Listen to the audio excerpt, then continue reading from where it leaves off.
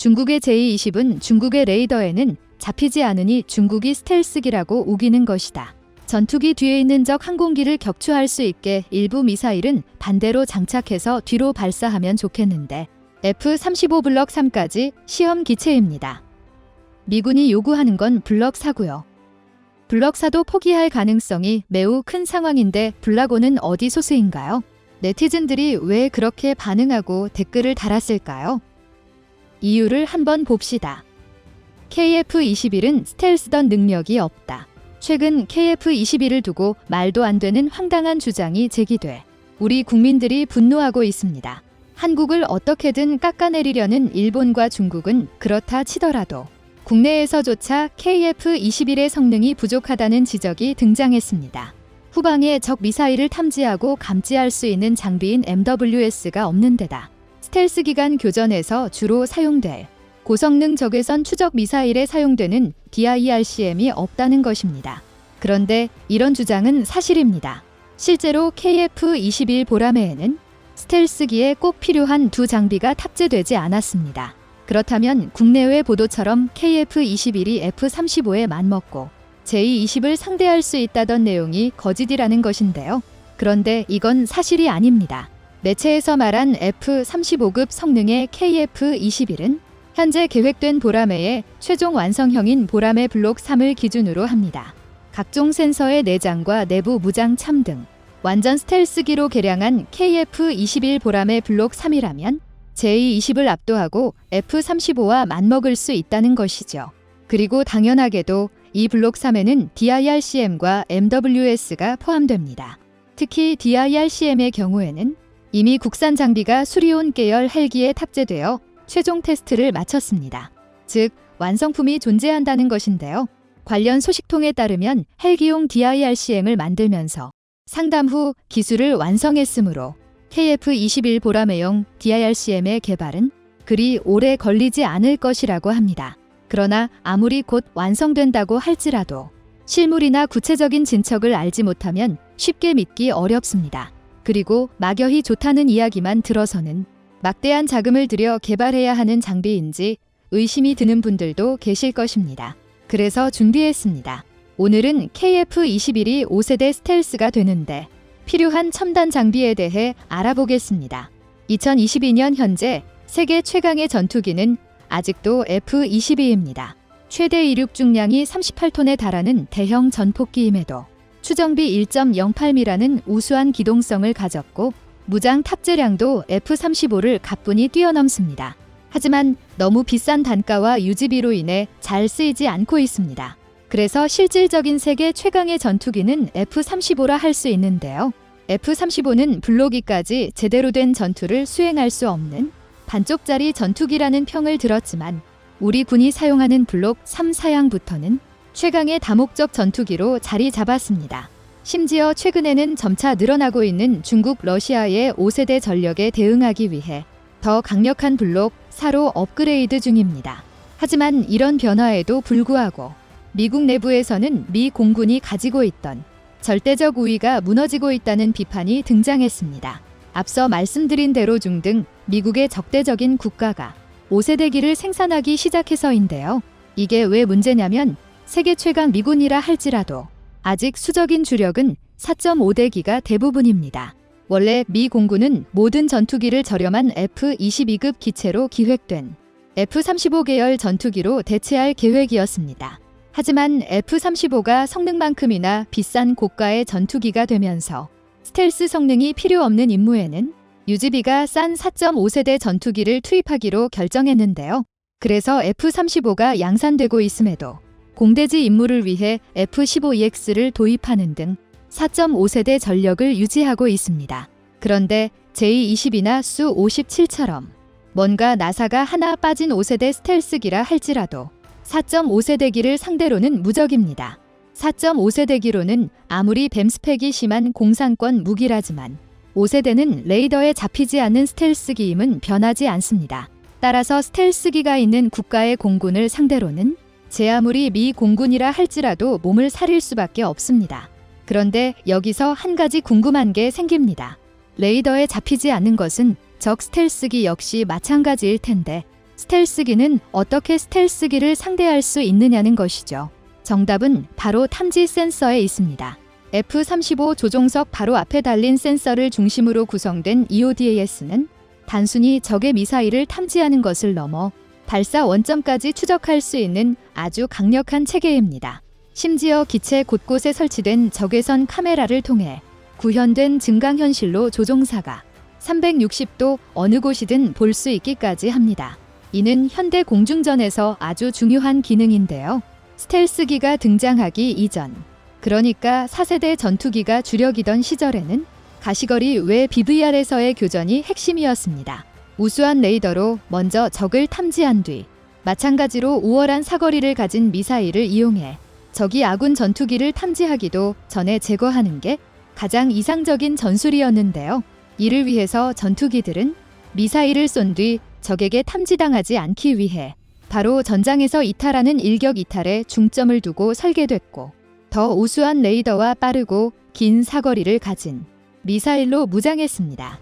그런데 스텔스기가 등장하면서 이런 판세가 바뀌었습니다. 아시다시피 스텔스기는 레이더에 잡히지 않습니다. ASA 레이더를 탑재한 전폭기나 조기 경보기를 활용하면 가까운 거리에서 제한적으로 탐지가 가능하나 원거리에서는 탐지가 불가능합니다. 그마저도 레이더의 성능이 떨어지는 전투기라면 눈에는 스텔스기가 보여도 레이더에는 아무것도 잡히지 않아 상대를 발견하지 못할 수 있습니다. 이 때문에 스텔스기를 상대로는 멀리서 적을 탐지하고 장거리 미사일로 제압하는 BVR 교전이 불가능합니다. 그래서 개발된 것이 바로 IRST입니다.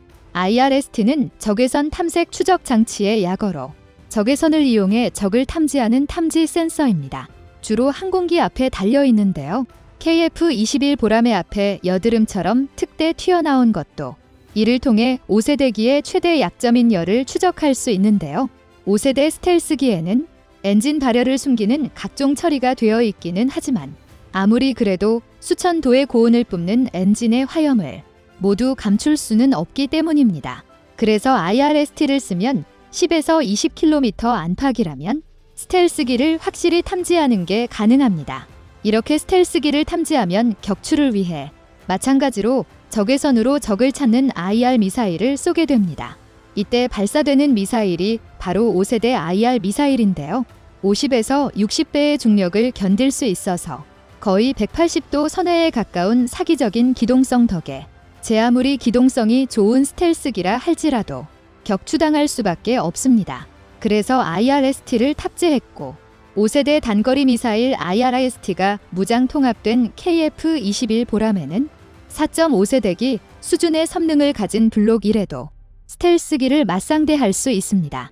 하지만 보라매에는 치명적인 결점이 있습니다. 바로 적을 탐지하고 추적할 수 있으나 적의 공격을 탐지하고 회피할 방법이 없다는 것인데요. IRST는 모직 전방이 적만을 찾아주기 때문에 후방의 적을 탐지하기 위해서는 주로 꼬리 날개에 부착된 MWS가 필요합니다. 미사일 경보체계 MWS는 MAWS-MAW라고 불리기도 하는데 자외선 UV 적외선 IR, 고대형 밀리미터파 레이더 등을 사용해 근접한 적의 미사일이나 후방에 접근한 스텔스기를 탐지합니다. 자외선과 적외선 MWS는 화염과 열원을, 고대형 밀리미터파는 미사일 자체를 추적하는데요. KF-21 보라매와 같은 고정익 전투기 중에 이를 채용한 전투기는 유로파이터 라팔, 그리고 F-35 등이 있습니다. 그런데 KF-21 보라매에 이 MWS가 없습니다. 하지만 한국의 기술이 부족해 이 장비를 탑재하지건 절대 아닙니다. 앞서 언급한 대로 이미 한국은 MWS를 개발한 상태입니다. 당장 국산 수송 헬기 수리온에도 MWR이라는 이름으로 MWS가 탑재되어 있는데요. 기어 박스 기체 내구성 등으로 많은 비판을 받는 수리온이지만 수리온의 생존 장비는 군용 헬기 중에서도 세계 최고 수준입니다. 생존 장비 관리 컴퓨터 EWC를 중심으로 레이더 경보 수신기 RWR 체프 플레어 발사기 CMDS는 물론 최신 경보 장치인 레이저 경보 수신기 LWR까지 탑재되어 있는데요. 이런 고성능 체계를 헬기에 적용할 수 있는 한국이 KF-21에 MWS를 못 넣을 리가 없습니다. 따라서 KF-21을 완전 스텔스기로 변경하는 블록 3, 4업을 진행한다면 반드시 국산 MWS는 탑재될 것입니다. 당연히 KF-21 블록 3은 F-35와 같은 스텔스기 간 교전을 고려해야 하기 때문인데요. 하지만 이렇게 적을 감시하는 능력만으로는 아무래도 부족한 감이 있습니다. 꼬리에 미사일이 붙었다는 것을 안다고 할지라도 날아오고 있는 미사일을 제압할 방법이 없다면 죽는 건 어차피 똑같기 때문입니다. 물론 오래된 대응책이 있습니다. 원래 현대전에서 적외선 미사일을 교란하는 방법은 간단했습니다. 바로 플레어를 쓰면 되는데요. 플레어는 마그네슘과 나트륨 등을 이용해 순간적으로 초고온을 내뿜어 전투기를 쫓는 적외선 미사일의 조준을 흐트릴 수 있습니다. 하지만 첨단 적외선 미사일은 플레어를 무시하고 전투기를 노릴 수 있는 초점면 배열 FPA 방식, 열상 검출기가 탑재되어 있습니다. 한마디로 플레어를 씹어버린 채 전투기에 들이박을 수 있다는 것인데요. 그래서 최근 한국은 전투기용 DIRCM 개발을 추진 중입니다. DIRCM은 지상에선 적외선 방해 장비의 약어인데요. 이 장비는 말 그대로 적외선 추적을 방해하는 기능이 달려 있습니다. 적의 열추적 미사일이 사용하는 적외선 추적기를 교란하거나 무력화시켜서 적 미사일이 우리 항공기를 공격하지 못하게 하는 것이죠. 구체적으로는 올해부터 50억 원을 들여 2025년까지 고정익기용 DIRCM을 개발할 계획입니다. 수리온에 탑재된 DIRCM을 응용할 것이므로 큰 비용 없이 빠르게 개발이 가능한 상황인데요.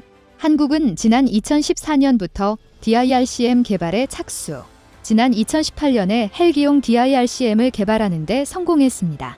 지난 1월에는 이를 수리온에 탑재해서 각종 테스트까지 끝마쳤는데요. 무려 40g에 달하는 고기동 미사일을 탐지 및 추적하는 데 성공했다고 합니다. 이로써 대한민국은 세계 6번째로 DIRCM을 개발한 국가가 되는데요. 이에 더해 2028년까지 적의 전자광학 센서를 무력화시킬 중적외선 밤이 연구되고 있습니다. 그러니까 2030년대 초반이면 KF-21 보라매에 쓸 고정익용 DIRCM이 완성됩니다.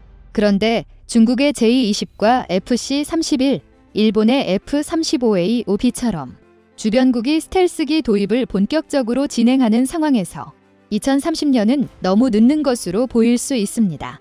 하지만 현실은 그렇지 않습니다. 일례로 미국은 F-35 블록 5부터 DIRCM을 탑재할 계획이며 러시아는 수-57용 101 KS-0 DIRCM의 시제품만 공개했습니다. 두 장비의 개발 진척을 볼 때 아무리 빨라야 2020년대 후반쯤에야 실물로 적용이 가능하다는 것이죠. 달리 말해 한국과 미국, 러시아의 기술 격차가 불과 3에서 4년밖에 안 날 정도로 좁혀졌다는 뜻입니다. 그만큼 한국의 항공전자 기술은 세계 최강 미국과도 큰 차이를 보이지 않는다는 것입니다. 중국, 일본에서 한국의 KF-21이 반쪽짜리 전투기라고 깎아내리지만 그런데 그들이 생각하는 것과 달리 한국의 첨단 기술력의 수준은 세계 어디에 내놔도 자랑할 만큼 우수합니다.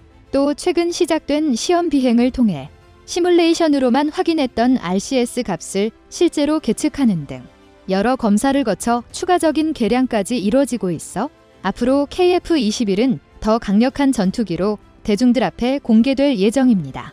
다음은 관객들의 댓글입니다. 도와주지는 못할지 언정 연구개발하시는 분들 사기 꺾는 걸 우리가 해서는 발전이 안 된다. 믿고 군에서 사용해줄 때 더 발전된다. 기술 축적되고 더 나은 명품 나온다. 현재 시제기인 KF-21은 엄밀하게 말하면 4.5세대입니다. 즉 5세대에 못 미치죠. 그러나 블록 2에서 5세대로 진화하고 블록 3에서는 6세대로 이행합니다. 당연히 블록 2부터는 현존하는 전투기 중에서도 가장 뛰어난 전투기로 변모합니다.